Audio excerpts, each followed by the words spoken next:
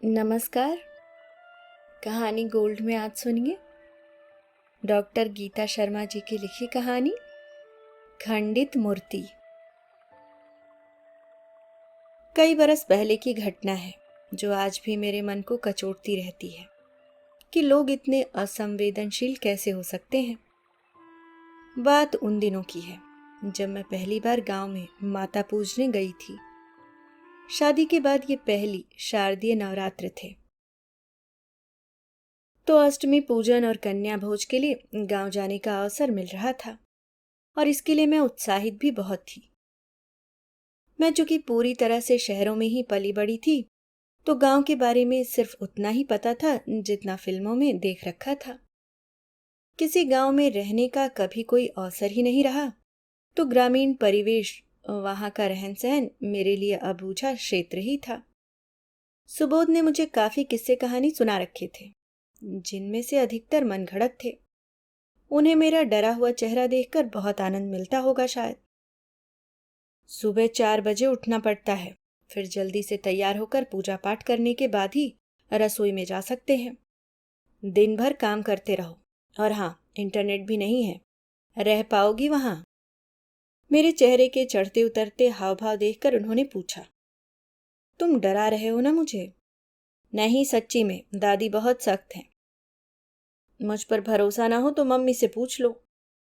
Hitler है हमारी दादी, कहकर वो जोर जोर से हंसने लगे।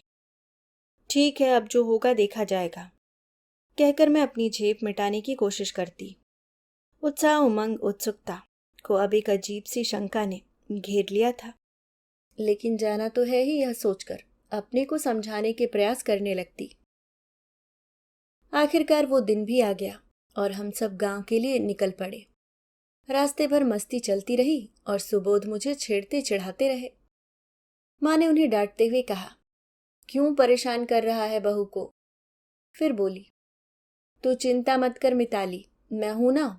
ऐसा कुछ नहीं है, पहले की बात और थी, अब तो गांव भी बदल रहे हैं। गांव पहुंचते पहुंचते शाम घिराई थी।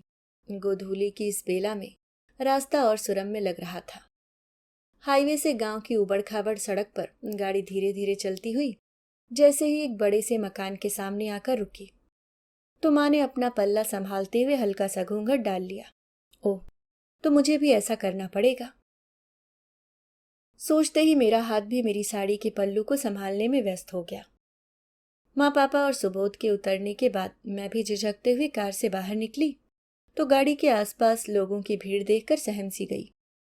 औरतें और बच्चे एक दूसरे को कोहनी मारकर हंस रहे थे। ये सब मुझे देखकर हंस क्यों रहे हैं? कहीं कुछ गड़बड़ तो नहीं कर दी मैंने? चोरी चोरी सुबोध की ओर देखा कि शायद वह कोई इशारा कर दे, पर वे तो वहां मौजूद लोगों के पैर छूकर प्रणाम करने में व्यस्त थे, और माँ भी कभी किसी के गले लग रही थी तो कभी झुककर किसी के पैर छू रही थी। अरे बहू, आओ आओ, हम सब तो सुबह से तुम्हारी राह तक रहे हैं, किसी ने कहा। तभी माँ का ध्यान मेरी ओर गया और वे मुझे देखकर बोली, आगे आओ बेटा, सबके पैर छूकर आशीर्वाद ले लो। और मैं यंत्रवत वही सब दोहराने लगी। अरे मेरी बहू को अंदर तो आन दो, तुम सब तो उसे वहीं घेर के खड़ी हो गई। थकी हारी आई है बेचारी, नेक पानी फानी तो पी लेन देती, नास पीटियों, रास्ता तो छोड़ देओ। दादी की रौबदार आवाज गूंजी तो वहां खड़ी महिलाओं ने हाँ अम्मा कहते हुए मुझे रास्ता दे दिया। मैंने आगे बढ़कर दादी के पैर छुए तो उन्होंने मुझे उठाकर गले लगाते हुए कहा, दूधो नहाओ, पूतो फलो। फिर थोड़ा झटकते हुए बोली, लगे है जाके मायके में खानो ना मिले, देखो तो सही कैसी दुबरी धरी है सरकंडा सी। मेरे डिंग रह जा, 2-4 महीनान को तो खबाए पिलाए के ऐसो बढ़िया कर दूंगी, मोटी ताजी मलंग। चल अब चल अंदर, नेक आराम कर ले, थक गई होगी। अरे अम्मा, आजकल की बच्चियां अपनी पढ़ाई में लगी रहती हैं, अपनी सेहत पर ध्यान ही कहाँ देती हैं, पापा ने बात संभालते हुए कहा। हाँ सो तो है, फिर भी बहू बिटिया गोल मटोल सी ही अच्छी लगे, ऐसी सीख सी देह में बालक कैसे संभाले। तू चिंता मती करे अम्मा, तेरे पास आ गई है तो ये मोटी भी हो जाएगी, पापा ने हंसते हुए कहा। खैर, स्वागत समारोह से मुक्त होकर जब मैं एक कमरे में पहुंचा दी गई, तब मैंने राहत की सांस ली। कमरे में एक बेड था जिसके सामने बोरे रखे हुए थे। दीवारों पर भगवान शिव और पार्वती की तस्वीर लगी हुई थी। मैं वहां रखी एक कुर्सी पर बैठ गई। तभी एक चूहा मेरे पैर के ऊपर से निकल गया। मैं जोर से चीख पड़ी और मेरी चीख सुनते ही सब लोग उस कमरे की ओर भागे। का भयो बहू? किसी ने पूछा। चूहा, मेरे बोलते ही कमरा ठहाकों से गूंज उठा। अरे चूहे से डर गई भाभी, वे तो पैर छूने आए थे आपके, किसी ने हंसते हुए कहा और मैं बुरी तरह से झेप गई। सब लोग बातें करते रहे और मैं सहमी सहमी सी बैठी रही। खाना खाते खाते देर हो चुकी थी तो माँ ने मुझे कमरे में जाकर सोने के लिए कहा। डर के मारे किसी तरह सोते जागते रात गुजरी ही थी कि आवाजें आने लगी और जब मैंने बाहर निकलकर देखा तो घर में पूजा की तैयारी शुरू हो चुकी थी। जा बहुरानी, जल्दी से तैयार है के पूजन के लिए आ जा, दादी ने कहा। जी दादी, बस अभी आई, कहकर मैं तैयार होने चली गई। बाथरूम आंगन के एक कोने में था। चारों तरफ बरांडा और उनके पीछे भी कमरे थे शायद। नहाकर जब अपने कमरे के लिए निकल रही थी तो देखा पीछे के कमरे में खिड़की पर बैठी एक बच्ची पर्दा हटाकर मुझे देख रही है। उसकी आंखों में मेरे लिए कौतूहल भरा था, इसीलिए मुझे थोड़ी असहजता लगी, पर मैं उसे देखकर मुस्कुरा दी। हेलो बेटा, मैंने हाथ हिलाते हुए बोला। मामी नमस्ते, उसने धीरे से कहा। नमस्ते बेटा, क्या नाम है तुम्हारा? अरे बाहर तो आओ, तुम तो मुझसे मिली ही नहीं। वो कुछ बोलती उससे पहले ही किसी ने उसे खिड़की से हटा दिया। मुझे बड़ा अजीब सा लगा, पर तभी माँ ने आवाज लगाई। मिताली, जल्दी करो। जी माँ, कहते हुए मैं तैयार होकर पूजन स्थल की ओर चल दी। सभी ने पूरे विधि विधान से पूजा की। माँ ने बताया घर पर पूजन होने के बाद कुलदेवी के मंदिर जाना है और कन्या भोज भी वहीं करवाया जाएगा। इसलिए वो दादी, सुबोध, पापा और अन्य लोग व्यवस्थाओं के लिए जल्दी चले जाएंगे। तुम अभी यहीं रुकना, जब तैयारी हो जाएगी तो सुबोध आकर तुम्हें ले जाएगा, माँ ने जाते समय कहा। उन्हें विदा करके मैं अपने कमरे की ओर बढ़ी ही थी कि खिड़की में से वही चमकीली आंखें दिखाई दी। अरे तुम अपना नाम तो बताओ ना, कहाँ चली गई थी तुम? वैष्णवी, उसने धीरे से कहा। बाहर आओ मेरे पास। नहीं, बड़ी नानी ने मना किया है। क्यों? पता नहीं। तो ठीक है, मैं ही आ जाती हूँ तुम्हारे पास, कहते हुए मैंने उसके कमरे का दरवाजा खोल दिया। कमरे में बैठी महिला चौंक गई। अरे भाभी, आप यहाँ क्यों आ गई? दादी को पता चलेगा तो वे बहुत नाराज होंगी। पर नाराज क्यों होंगी? मैं विधवा जो हूं और मेरी बेटी अपाहिज। तो क्या हुआ? चलो जल्दी तैयार हो जाओ, मंदिर चलना है ना। नहीं, हम लोग नहीं चल सकते भाभी। मुझे कुछ नहीं सुनना, तुम दोनों जल्दी से तैयार हो जाओ बस। वह मना करती रही और मैं जिद पर अड़ गई। मेरी जिद के आगे वे हार गईं और तैयार होकर मेरे कमरे में आकर बैठ गईं।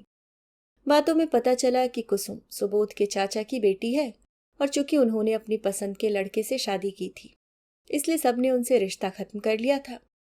उनके पति की अचानक मौत के बाद 13वीं के दिन ही उनके ससुराल वालों ने भी घर से निकाल दिया। तब से वो यहीं रहती हैं। दादी और पिताजी तो अभी तक बात नहीं करते हैं, उसने सुबकते हुए कहा। और फिर मेरी बेटी को किसी ने मन से नहीं अपनाया है भाभी। इतने दुख देने के बाद भी भगवान को तरस नहीं आया तो इसको अपाहिज कर दिया। पोलियो ने इसके साथ ही मुझे भी लाचार बना दिया। वो रुंधे गले से बोली। सब गलती मेरी ही है। मैंने उसे चुप कराते हुए पूछा।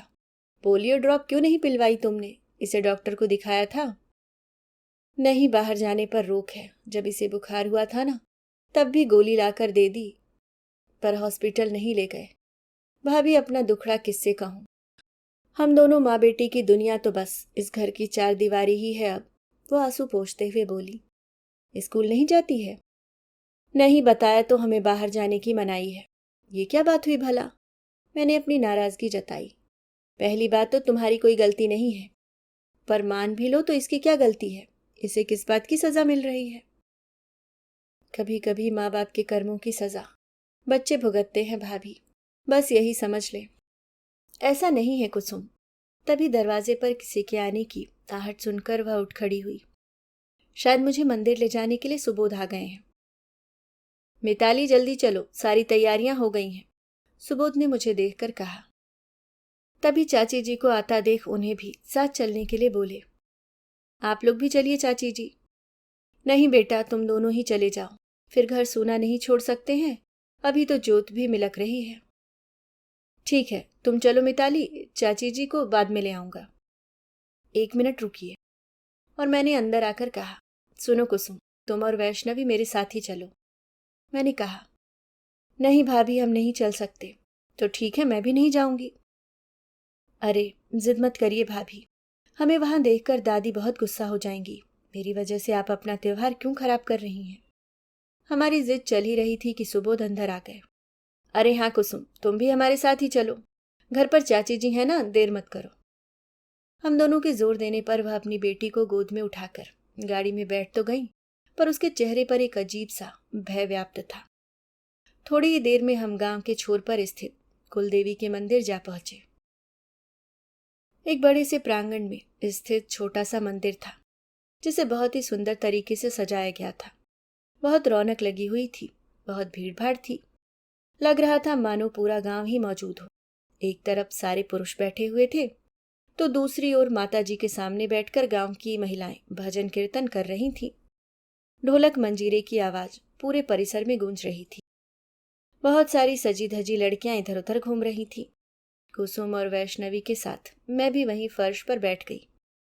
कुसुम और वैष्णवी को वहां देख दादी की त्योरियां चढ़ गईं। वे उस समय कुछ बोली तो नहीं, पर अपने हाव भाव से साफ जता दिया कि वे बहुत नाराज हैं। भजन कीर्तन करती महिलाएं भी एक दूसरे को कोहनी मारकर इशारे करने लगी, तो कुसुम और सिमट गई।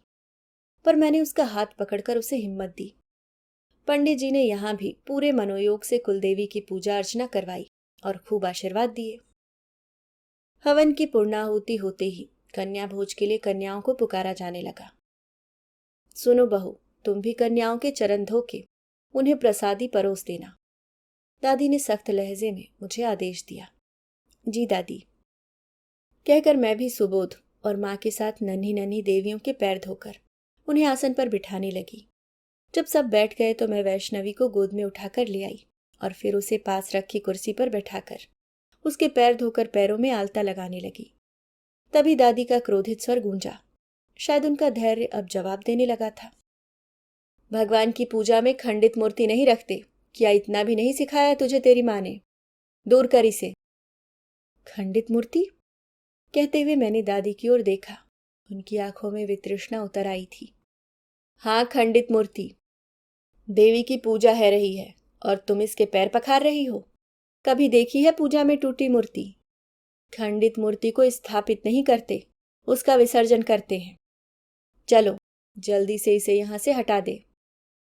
क्षमा चाहती हूँ दादी, भगवान की खंडित मूर्ति इसलिए नहीं रखते कि वे संपूर्ण होते हैं, सर्वगुण संपन्न। लेकिन हम सब तो मनुष्य हैं, कमियों के भंडार, और हम सब अपूर्ण ही हैं। हर कोई किसी न किसी कमी से जूझ रहा है, कोई भी पूर्ण कहाँ है? मेरी आवाज कांपने लगी और गला रूंधने। फिर भी अपनी भावनाओं के ज्वार को नियंत्रित करने का प्रयास करते हुए बोली, दादी, मैं पूरे आदर के साथ कहना चाहती हूँ कि यदि हम स्वयं को देखें तो हमारे अंदर भी ऐसी न जाने कितनी कमियां निकल आए। फिर भी आप जैसा कहें। मैंने अपनी खिन्नता को दबाते हुए कहा। अनायासी दादी की नजर अपने सपाट पंजे पर टिक गई और लगा जैसे वे किसी भंवर में फंस गई हैं। मानो बचपन की किसी कसैली याद ने उन्हें घेर लिया। किस तरह लोग उन्हें कुलक्षणी और अपशकुनी बोलते थे। पता नहीं किसका भाग मिटेगी ये लड़की। जब भी कोई ऐसा सोचता और बोलता था तब कितना बुरा लगता था। दादी ही नहीं बल्कि वहां मौजूद सभी चोर निगाहों से अपने आप को टटोल रहे थे, और सभी को यह एहसास हो रहा था कि वह भी हर मनुष्य की तरह किसी न किसी अपूर्णता के साथ ही जी रहा है। मैं अपना कार्य स्थगित कर वहीं बैठी थी कि मेरी आलता लगी हथेली पर एक बूंद आ गिरी। ऊपर देखा तो वैष्णवी की सुंदर बड़ी बड़ी आंखों से आंसू झर रहे थे। मेरी आंखें भी भर आईं। तभी दादी ने मेरे हाथ से आलता की कटोरी ले ली। हतप्रभ सी मैं और अधिक डर गई। पर ये क्या? दादी तो वैष्णवी के पैरों में स्वयं आलता लगाने लगी। अनायासी बारिश होने लगी। पूरा परिसर माटी की सौंधी सौंधी महक से भर गया। और मैंने महसूस किया कि इन बरसती बूंदों में अम्मा की आंखों से बहती बूंदें भी शामिल थीं। अभी आप सुन रहे थे डॉक्टर गीता शर्मा जी की लिखी कहानी खंडित मूर्ति।